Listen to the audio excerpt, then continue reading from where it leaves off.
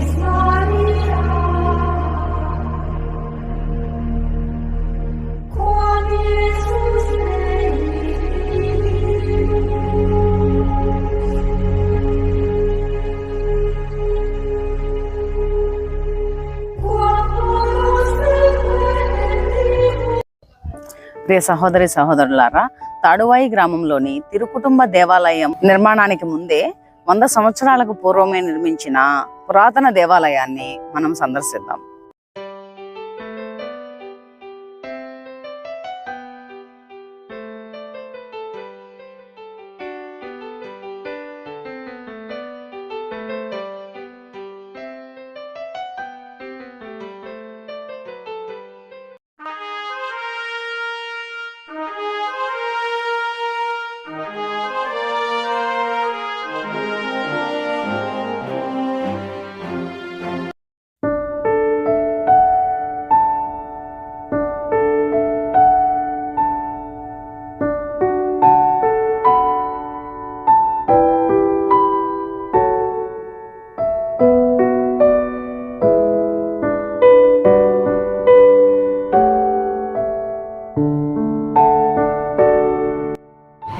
పురాతన చర్చికి సంబంధించినటువంటి పూర్తి వివరాలను తాడువాయి గ్రామానికి చెందిన సీనియర్ సిటిజన్ మరియు పాత ఉపదేశి గారి మాటల్లో మనం ఇప్పుడు తెలుసుకుందాం.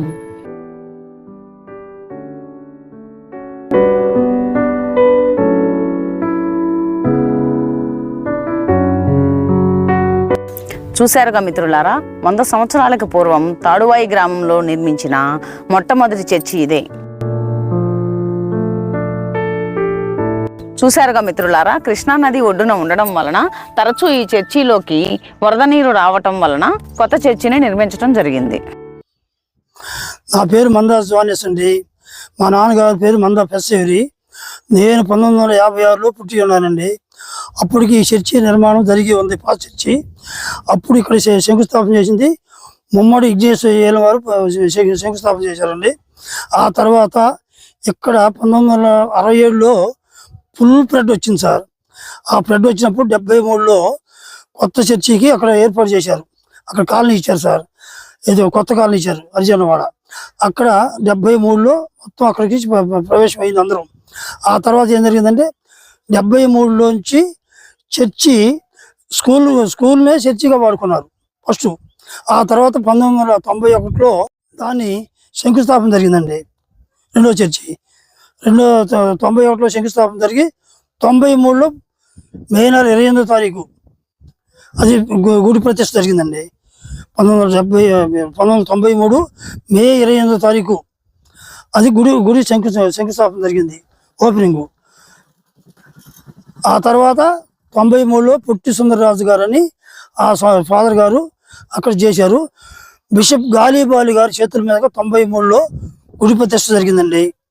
1993 మే నెల 28వ తారీఖు గాలిబాలి గారిచే రెండో చర్చి ఓపెనింగ్ జరిగిందండి. ఆ తర్వాత ఆ 93 నుంచి ఆ చర్చి కాలక్రమేణా పైన స్లాబ్ కారతం జరుగుతుంది.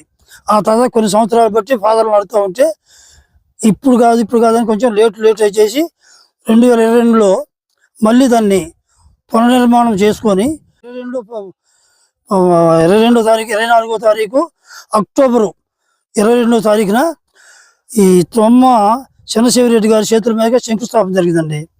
ఆ తర్వాత 1925 ఏప్రిల్ 29వ తారీఖు బిషప్ బాగే గారి చేత అది ప్రతిష్ఠ జరిగిందండి. ఆ రోజు మహాఘనంగా ఈ యొక్క వేడుకని పునఃప్రతిష్ఠని ఓపెనింగ్ వేడుకగా చేసుకున్నామండి. ఆ రోజు ఫాదర్లు దాదాపు 60-70 మంది ఫాదర్లు వచ్చారు, సిస్టర్లు వచ్చారు. ఇదంతా మా చరిత్ర ఇంతవరకు అండి. తిరుకుటుంబ దేవాలయంగా మార్చారు దాన్ని, బాలయేసు దేవాలయాన్ని తిరుకుటుంబంగా మార్చి 2025 ఏప్రిల్ 29వ తారీఖు బిషప్ భాగ్య గారి చేతుల మీదుగా ప్రతిష్ఠ జరిగిందండి. ఆ రోజు ఘనంగా వేడుకలు బాగా చేశారు. అంతా బాణసంచాలతో ఊరేగింపు అన్నీ బాగా జరిగిందండి. ఇదండి మా తాడువాయి ఈ యొక్క చర్చి విధానం సార్. మిత్రులారా, ఎన్నో వ్యయ ప్రయాసాలు కోర్చి ఈ వీడియోలు చేస్తున్నాము. దయచేసి లైక్ చేసి, షేర్ చేసి, సబ్స్క్రైబ్ చేయండి.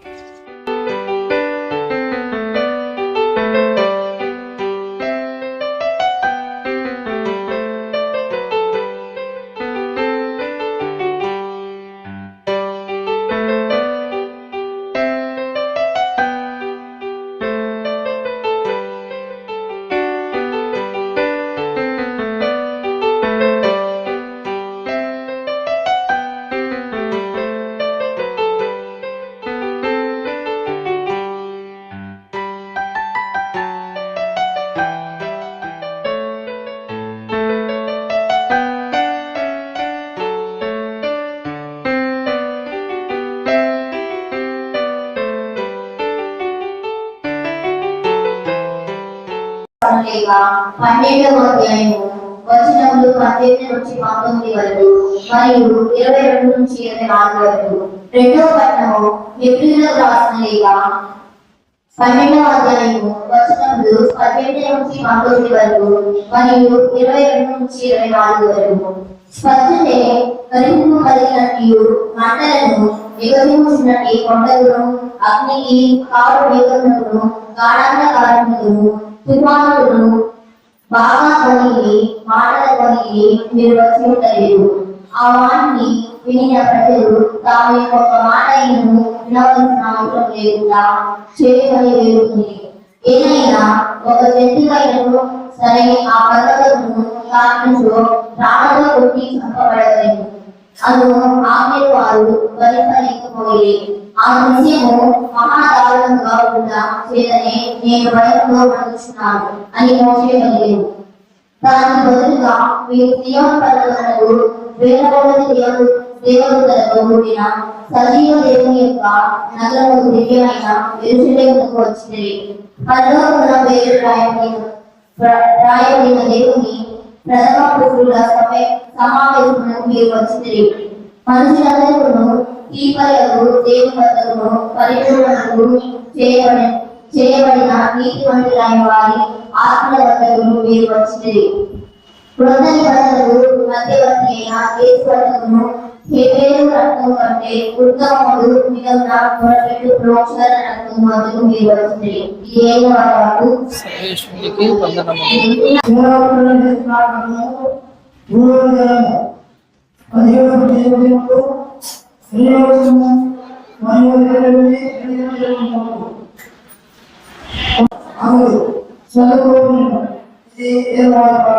సర్వేశ్వరునికి వందనములు.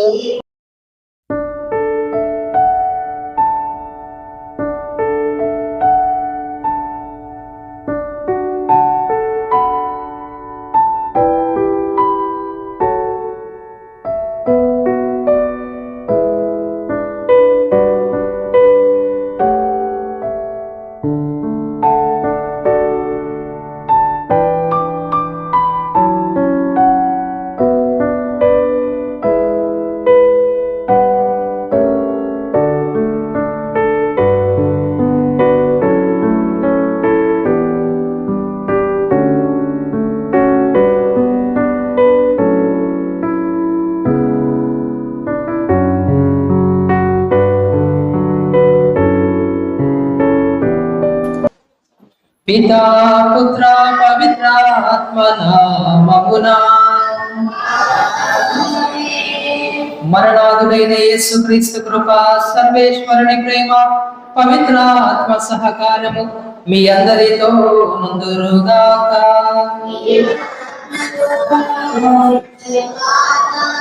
క్రీస్తునందు ప్రియ దైవ ప్రజలారా, విశ్వాసులారా, సామాన్య కాలంలోని 22వ ఆదివారంలోనికి మనము ప్రవేశించి ఉన్నాం. అదే విధంగా ఆగస్టు నెలలోని చివరి రోజులకు మనము అడుగుపెట్టి ఉన్నాం. ప్రియులారా, గడిచిన 30 రోజులు కూడా ఆ దేవాది దేవుడు మనందరినీ కూడా కాచి కాపాడినందులకు, అనేక మేలులను కృపను మన మీద కుమ్మరించినందుకు ఆ దేవాది దేవునికి స్తోత్రములు చెల్లించుకుంటూ, మరి ఈ నెలలో ప్రభు ప్రియులారా, మనము తెలిసి తెలియక చేసిన ప్రతి ఒక్క తప్పిదాన్ని కూడా మన్నించమని, మరి మనకు కావలసిన మంచి మనసును ప్రసాదించమని ఈ దివ్య బలి పూజలో ప్రత్యేకంగా అడిగి ప్రార్థన చేసుకుంటాము. ప్రియ సహోదరి సహోదరులారా, ఇప్పటి వరకు మనం మొదటి భాగాన్ని వీక్షించాము. తిరిగి రెండవ భాగంలో మరలా కలుసుకుందాం. అప్పటి వరకు సెలవు మరి.